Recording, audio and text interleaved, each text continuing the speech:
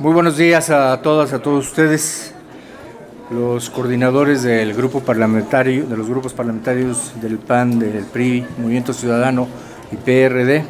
Queremos informarles que el día de ayer, a las 11:43 de la noche, fue presentada una acción de inconstitucionalidad, precisamente respecto de la Ley Federal de Remuneraciones de los servidores públicos, reglamentaria de los artículos 75 y 127 de la Constitución de los Estados Unidos mexicanos, el Código Penal y Ley General de Responsabilidades Administrativas, que fue publicada en el Diario Oficial de la Federación el pasado 12 de abril de 2019. Dentro de los conceptos de invalidez que fueron reclamados en este escrito, se encuentra la inconstitucionalidad material por violaciones al principio de independencia judicial. De la misma manera, la contravención al artículo 94 constitucional, que precisamente habla del mismo principio. Se ha hecho referencia también a un planteamiento de inconvencionalidad, dado que el artículo 8 del Pacto de San José establece en su numeral primero la independencia judicial como garantía, una garantía que tiene a su favor toda persona sujeta a la jurisdicción de los estados signantes. También se está alegando como violación al principio de división de poderes, que no se toman en cuenta las particularidades del Poder Judicial para determinar precisamente lo que corresponde a las disposiciones de esta ley federal. Se está alegando de la misma manera la violación al Pacto Federal y a la independencia judicial de los poderes judiciales locales. De la misma manera, la inconstitucionalidad por violaciones al artículo 127, en razón de que no solamente el legislador fue deficiente en atender los mandatos que emanan de este numeral, sino que se trata de un producto normativo que tiene en varios de sus artículos contravenciones frontales con el texto constitucional. Así, entre otras, tenemos la violación a los límites competenciales del legislador federal, precisamente al establecer la remuneración del Poder Judicial de la Federación. Los grupos parlamentarios del PAN, del PRI, de Movimiento Ciudadano y del PRD también en su análisis consideraron procedente solicitar la acumulación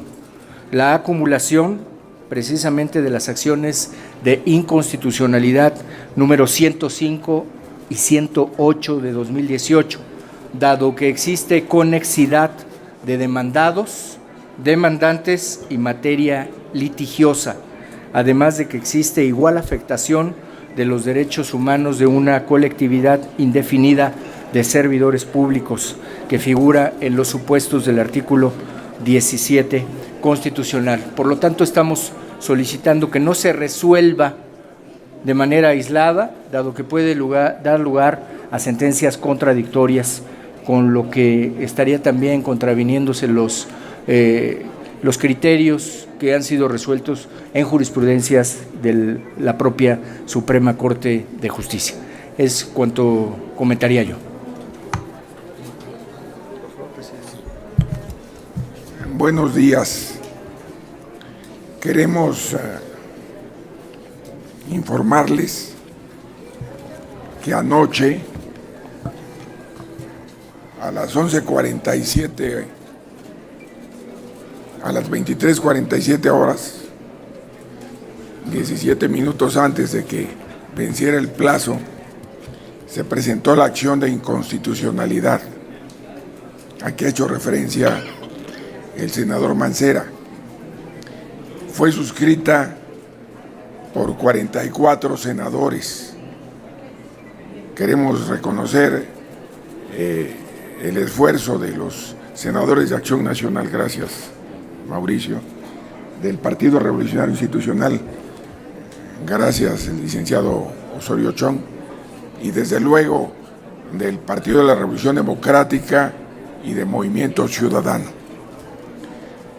Es importante el número de firmas porque ustedes recuerdan que el 33% es lo mínimo que debe de presentarse y el mínimo son 43 senadores. Hacemos esta aclaración porque como el día 12 de abril se publicó la Ley de Remuneraciones, el último día hábil para presentarla era el día de ayer. Y esto lo pudimos hacer así porque de lo que se trata es de que la Suprema Corte de Justicia de la Nación entre al fondo del asunto. El doctor Mancera ha dado cuenta de que el Poder Legislativo está excedido en sus tareas competenciales.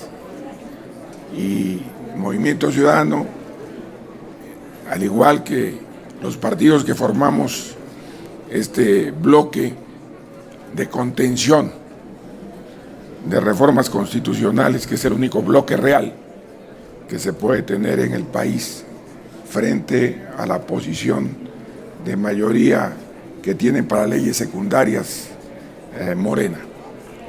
Y queremos subrayarlo porque no se trata de ser obsequiosos con el poder. Y por otra parte, de lo que se trata es de que en México existe una verdadera, una auténtica división de poderes. Y no podemos permitir que desde el Ejecutivo traten ni de cooptar ni de someter al Poder Judicial de la Federación. Necesitamos jueces independientes, comprometidos con las causas de los ciudadanos, no de grupos de interés o de facciones. Precisamente por ello, al impedir que se violente por parte del Poder Legislativo, hemos tomado la decisión de recurrir a esta acción de inconstitucionalidad, que como lo ha expresado a nombre de todos nosotros el doctor Mancera, queremos que se acumule para que no haya resoluciones contradictorias.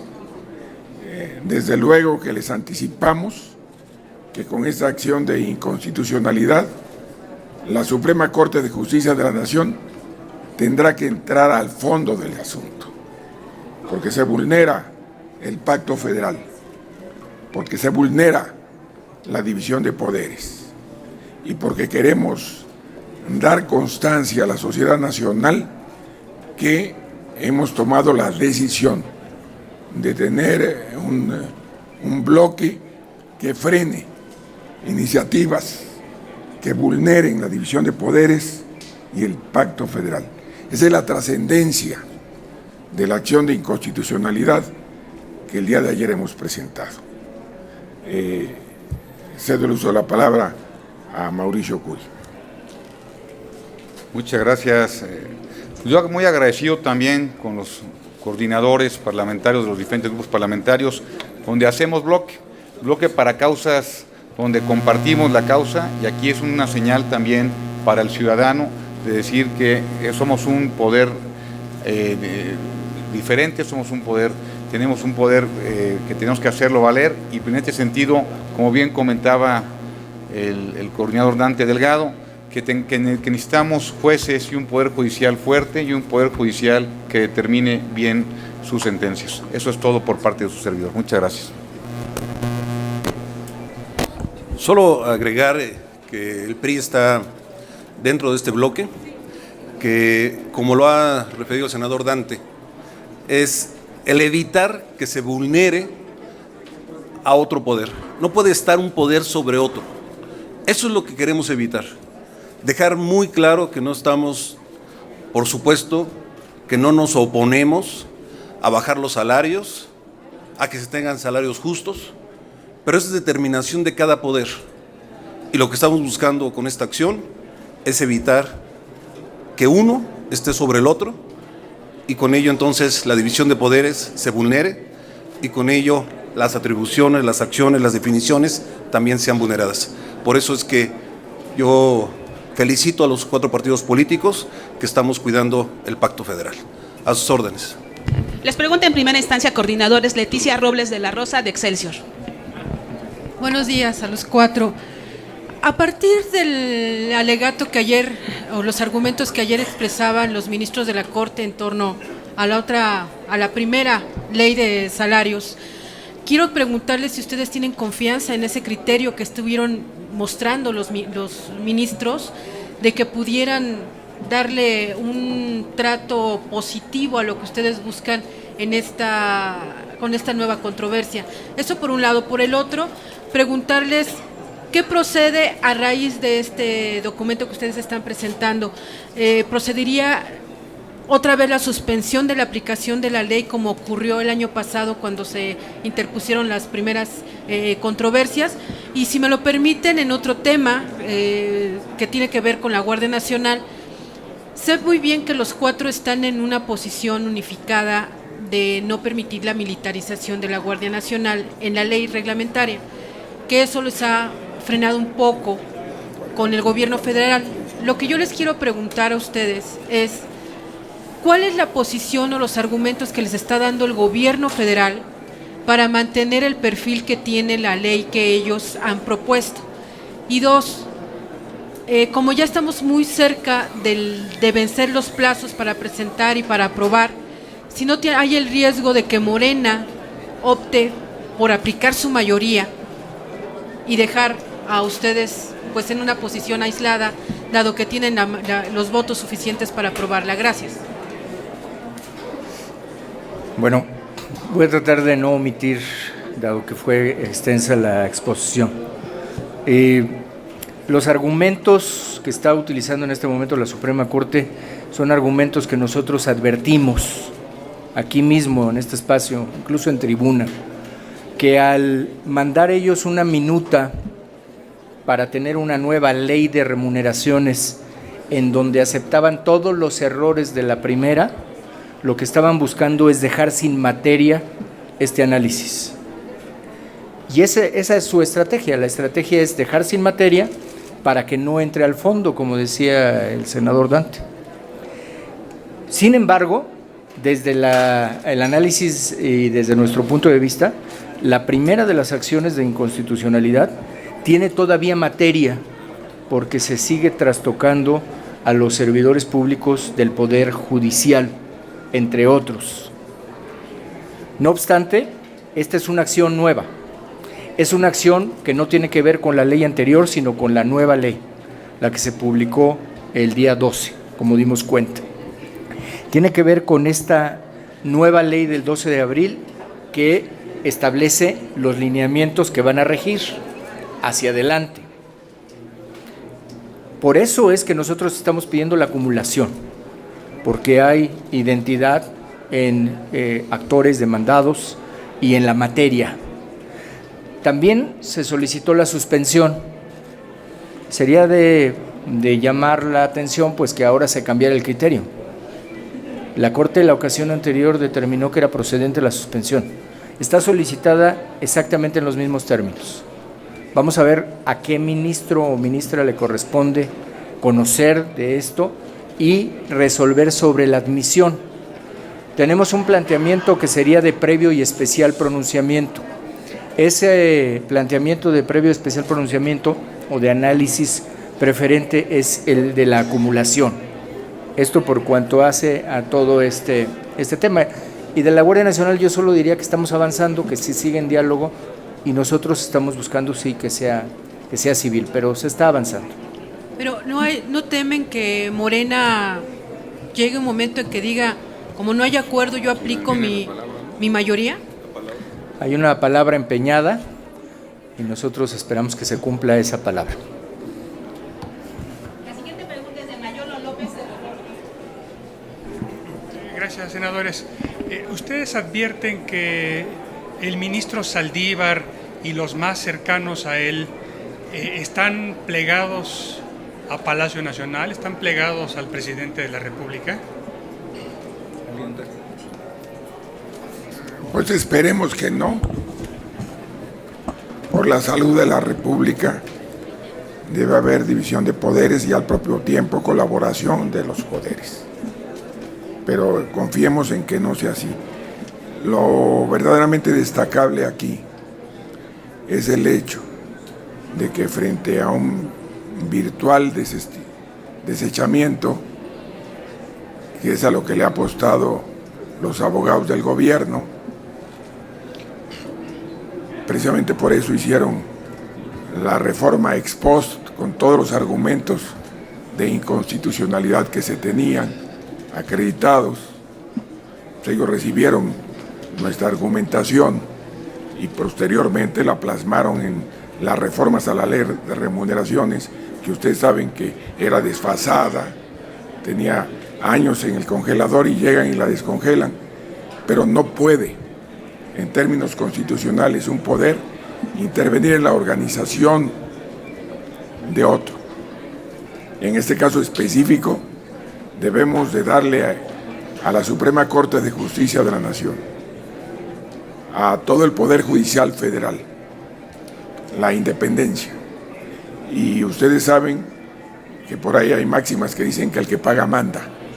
Y lo que nosotros necesitamos hacer es que tenga un salario digno para que haya impartición de justicia real, para que no estén subordinados a factores externos. Por lo que se refiere a Guardia Nacional, estamos trabajando, vamos a seguir haciéndolo esta tarde, el día de mañana. Esperemos que todo se concrete en los términos acordados. Recuerden ustedes que por unanimidad se aprobó la reforma constitucional de una Guardia Nacional civil, con características civiles. Y así lo vamos a llevar adelante. Presentan ustedes 13 minutos antes de la medianoche el recurso. Está claro, veían venir el desechamiento. Bueno, cuando menos la intención. Pero afortunadamente dio tiempo para presentar la acción de inconstitucionalidad. ¿Quieren comentar? Dio tiempo. Muy bien, Mayor. Gracias. La penúltima pregunta es de Silvia Arellano, de Grupo Milenio. Buenos días, coordinadora. Solo una precisión. En este bloque que se está formando, aparte de esta ley de remuneraciones, ¿tienen algún otro tema también en el que se pudieran unir? ¿Sería la Guardia Nacional o qué otros temas serían? Bueno, en que no va a pasar la revocación de mandato el mismo día de la elección constitucional del primer domingo de junio del 2021. Y no va a pasar porque todo el marco legal está hecho para que no puedan intervenir desde el poder público.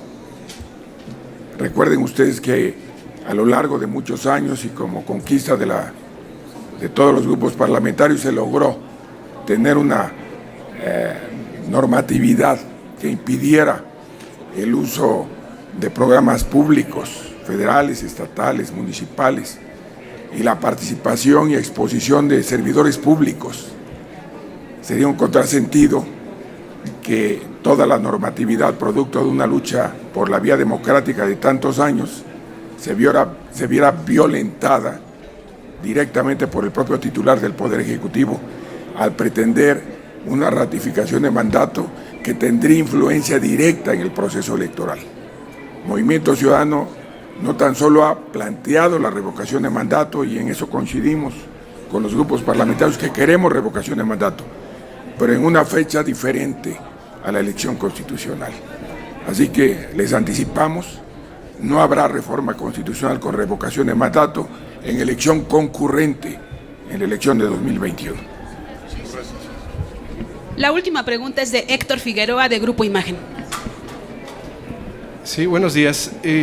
Ricardo Pasco Pierce, que es, todos lo conocen ustedes, también es articulista, está publicando hoy que el gobierno federal eliminó los fondos para contingencias ambientales a nivel federal y que esto es parte del problema que se está viviendo con los incendios forestales y la contaminación. Tener una reflexión y sobre todo saber si es así como ustedes lo consideran. Y al senador Mancera, hace 2 años, senador Mancera, Claudia Sheinbaum publicó un tuit señalando que no había política ambiental en su gobierno de la ciudad y que seguramente usted iba a implorar a Tlaloc para que lloviera y eliminar la contaminación. ¿Usted qué comentario le merece, siendo que ahora lo que se ve es que tampoco hay política ambiental? Gracias. Y no llueve. ¿Una vez las dos?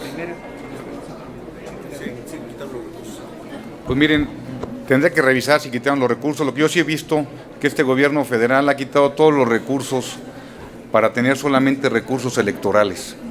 Y esto es es un gran reto para el país y es una cuestión donde estamos convencidos estos coordinadores, los 4 coordinadores que tenemos que enfrentarnos para que busquemos lo mejor para el país. Necesitamos gobiernos eficientes, no solamente austeros, sino también eficientes y autoridades que sepan ser autoridad. Adelante. Mire, lo que nosotros hicimos, lo que se hizo en mi gobierno, esa es mi responsabilidad. De todo lo demás yo deseo que les vaya bien, por el bien de todos nosotros, que les vaya bien. Lo que nosotros hicimos, lo hicimos, ahí están los registros y están las notas. Es pública la información. Disculpen ustedes, agrego una última pregunta, ahora sí, de Andrea Becerril de La Jornada. Buenos días. Quisiera que por favor los 4 me respondieran a un comentario sobre esta mañana el presidente López Obrador anunció que va a renunciar a su facultad de condonar impuestos. Quisiera saber su punto de vista y si eso es posible.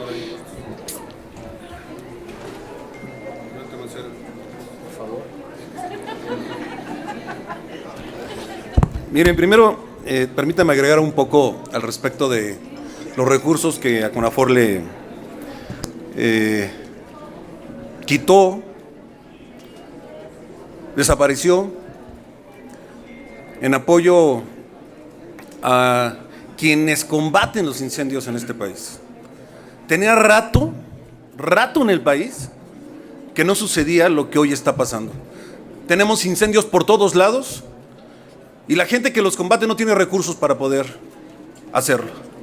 Es increíble que hasta en eso no les importó las consecuencias que podía tener el quitar esos recursos.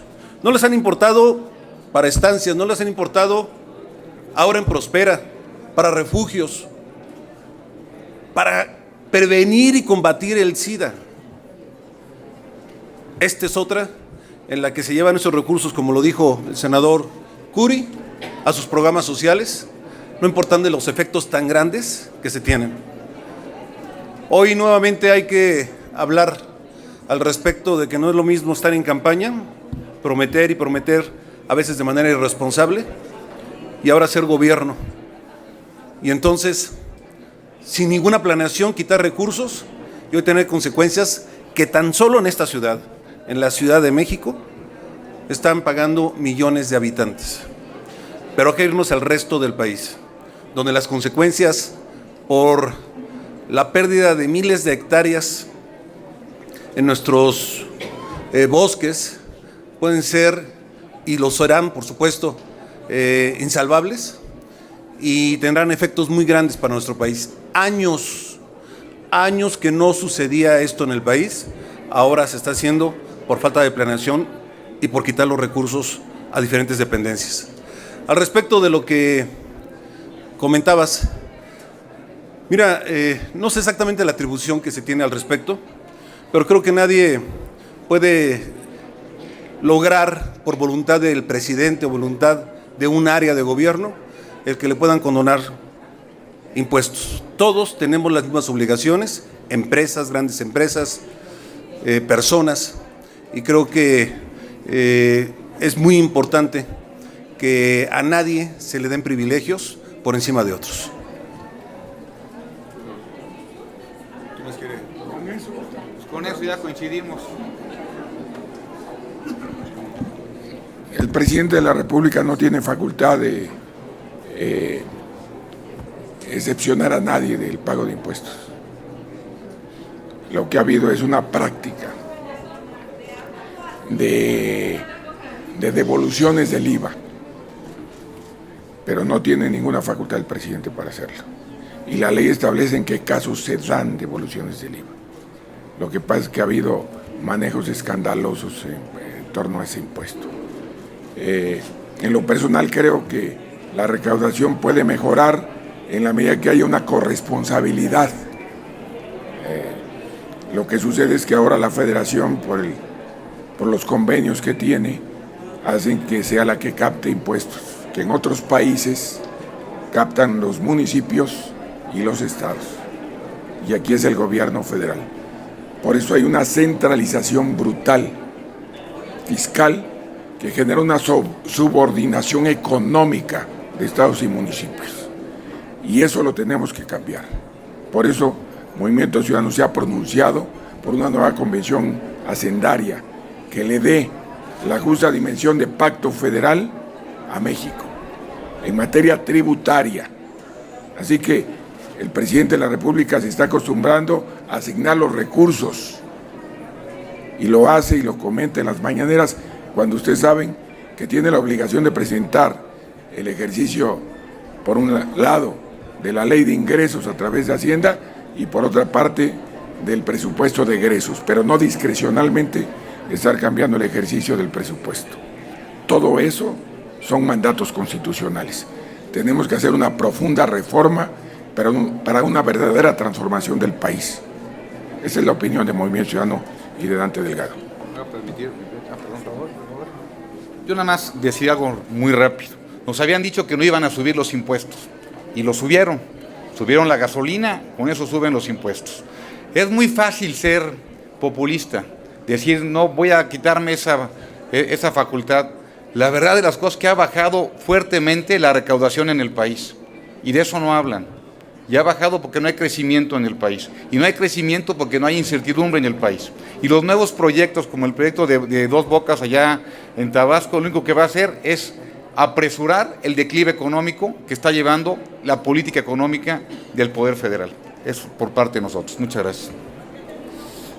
Bueno, yo lo que te diría es que no es que vaya a renunciar a una facultad, más bien las áreas financieras que tienen estas posibilidades, pues seguramente no van a tener el visto bueno para realizarlas. Pero la facultad que tiene, por ejemplo, la Secretaría de Hacienda de otorgar perdón y con eso, pues, exentar del pago de impuestos omitidos en procedimientos administrativos o en procedimientos judiciales, pues no es del presidente, pues.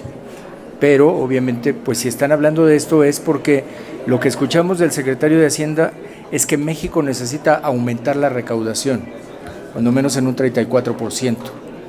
Si obviamente hubiera exención, pues estaría en contra de lo que está diciendo el propio secretario de Hacienda. A mí me parece que es lógica la consecuencia de decir no va a haber exenciones y esas exenciones son facultad de las diferentes áreas del ejercicio recaudatorio que tiene la Federación.